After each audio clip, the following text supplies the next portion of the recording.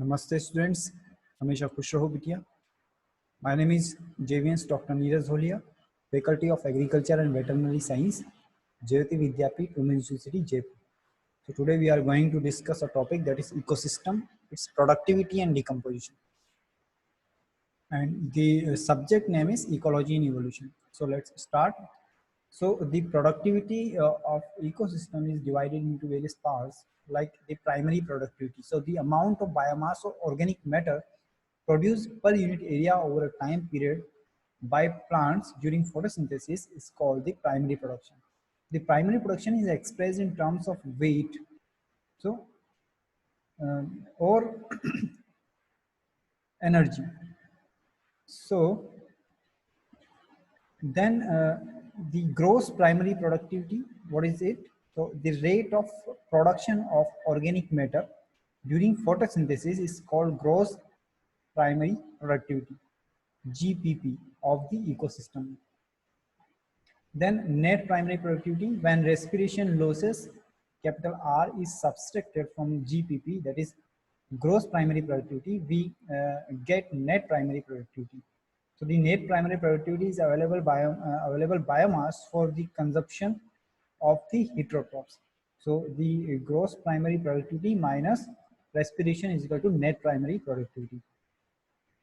Then secondary productivity, so the rate of formation of new organic matter by consumers, okay, not by the producers, by consumers, is called the secondary productivity. So the annual net productivity of the whole biosphere is approximately 170 billion tons of organic matter. Of this, the productivity of the oceans are only 55 billion tons.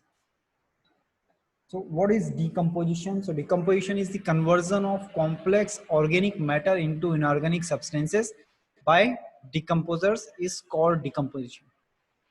So detritus, so it is the raw material for decomposition. It is composed of dead remains of plants and animals, including the fecal matter.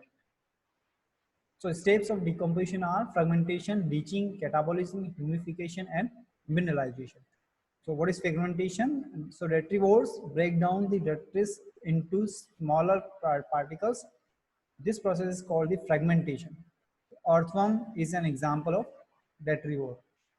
Then second is leaching. So the loss of water soluble plant nutrients from soil is called the leaching.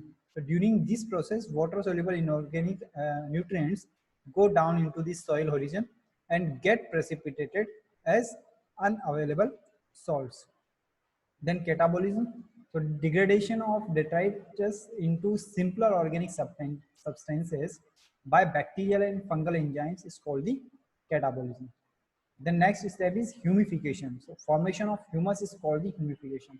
So humus is a dark colored amorphous substance, and it is highly resistant to microbial action and undergoes decomposition at an extreme slow rate.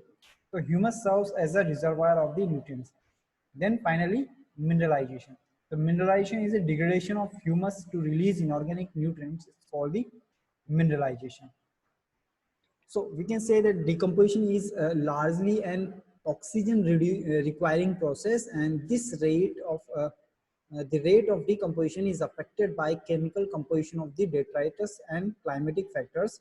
Decomposition rate is slower if detritus is rich in lignin. So decomposition rate is quicker if detritus is rich in nitrogen and water soluble substances like sugars.